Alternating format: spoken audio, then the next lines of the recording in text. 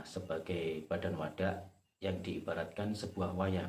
Kalau pemahaman-pemahaman tentang batu mustika atau benda-benda bertuah mendekati kebenaran itu belum sampai, teman-teman. Ada faktanya. Bisa di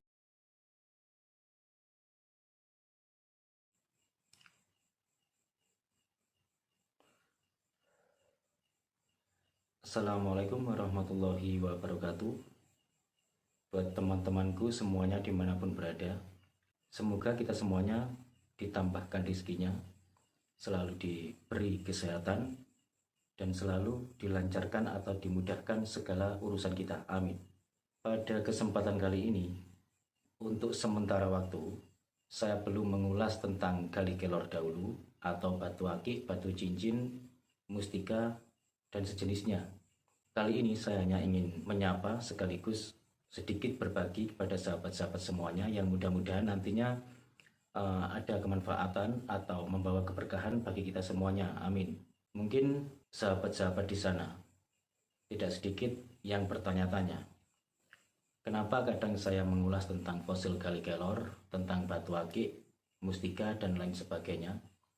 Kadang juga saya hanya membuat konten yang sederhana, yaitu di sebuah pedesaan, di sawah, di sebuah lokasi yang mengandung unsur sejarah dan lain sebagainya, bahkan di tempat-tempat yang angker juga, meskipun tampilan di setiap konten saya itu sangat sederhana.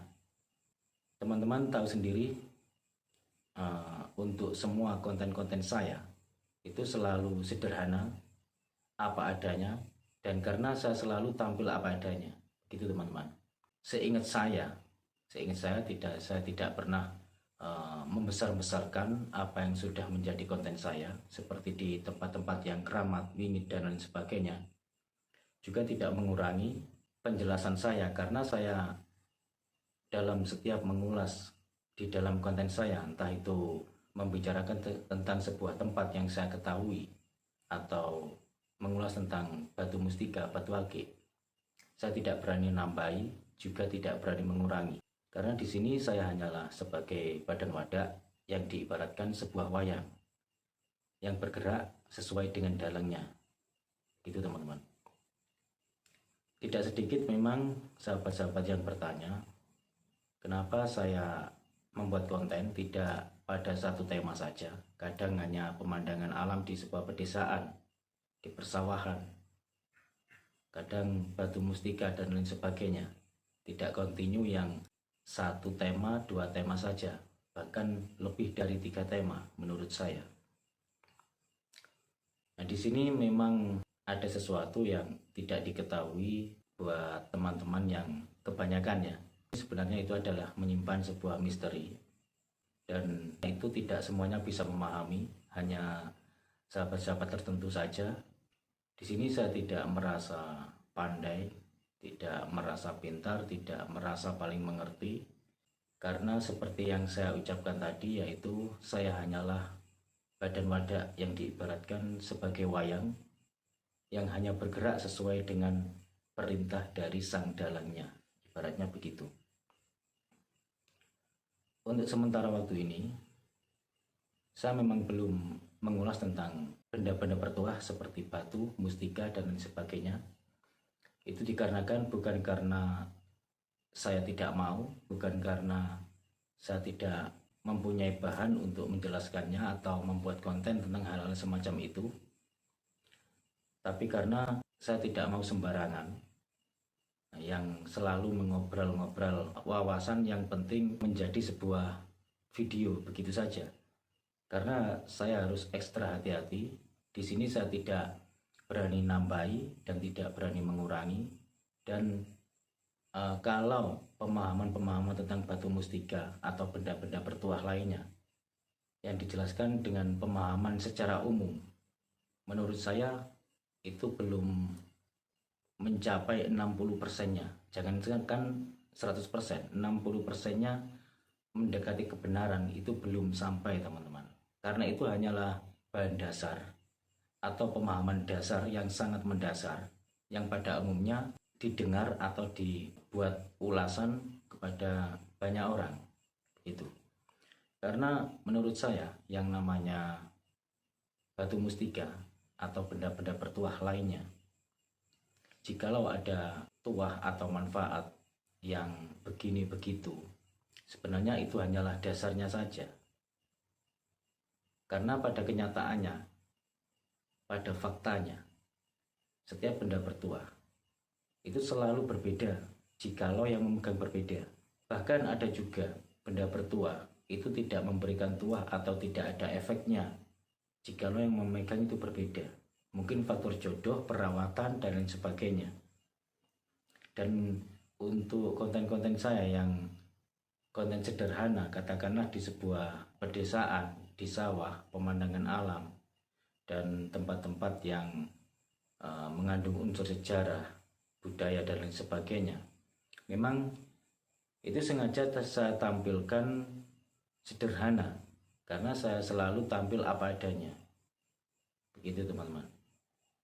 Sekali lagi, saya tidak berani nambahi ataupun mengurangi. Kalaupun seandainya saya berada di tempat yang wingit, apa yang saya tahu itu saya ucapkan. Jangan sampai saya menambah-nambahi. Itu adalah pembodohan.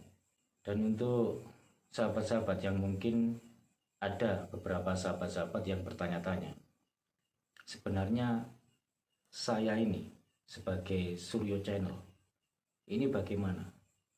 Kontennya kok tidak membahas satu atau dua jenis konten saja? Ya, kembali kepada yang saya bicarakan tadi ya. Saya hanyalah badan wadak yang diibaratkan wayang yang bergerak sesuai dengan kehendak sang dalangnya. Begitu teman-teman. Makanya di sini saya bisa memaklumi karena ada beberapa sahabat yang mengatakan atau berbicara langsung kepada saya, ada juga yang melalui WA, bahwa saya ini adalah orangnya ini misterius, bilangnya begitu.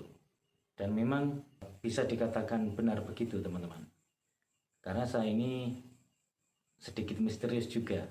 Kenapa saya bilang begitu? Karena saya begitu muncul mengunggah konten yang saya tampilkan dan yang saya sajikan buat sahabat-sahabat semuanya, itu tidak tentu. Kadang mendadak saya mengulas batu, mustika, atau benda-benda bertuah lainnya. Kadang tentang keindahan alam, tempat-tempat bersejarah, bahkan tempat-tempat yang wingit, angker, dan lain sebagainya. Hampir semua konten, seingat saya hampir semua konten ya, itu saya buat, itu di luar rencana. Dan sebelumnya tidak saya planning.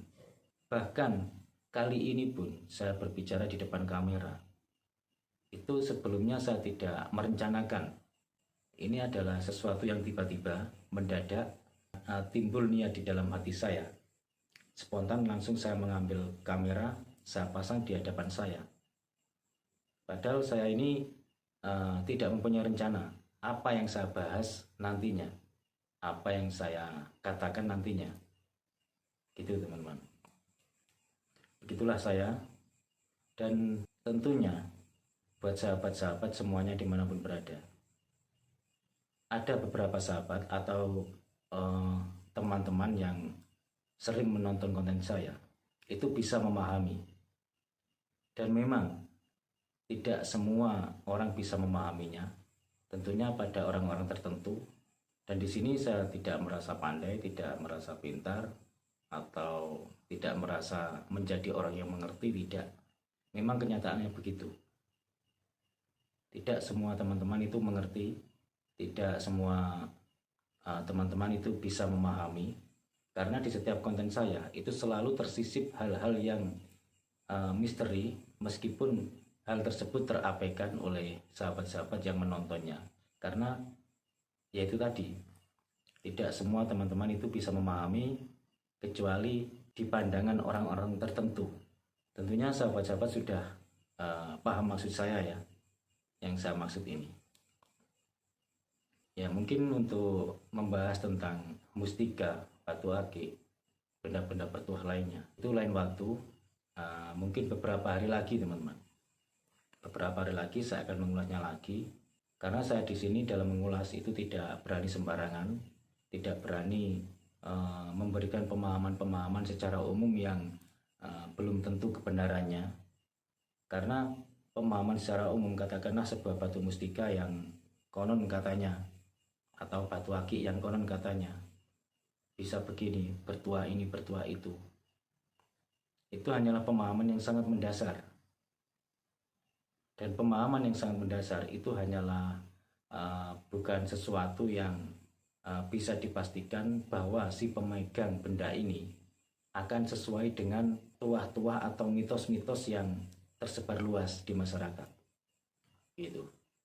Karena pada kenyataannya, setiap benda bertuah itu tuahnya berbeda-beda tergantung yang memegang. Bahkan tidak dapat memberikan tuah atau yoninya, tidak memberikan efek sama sekali pada pemegangnya.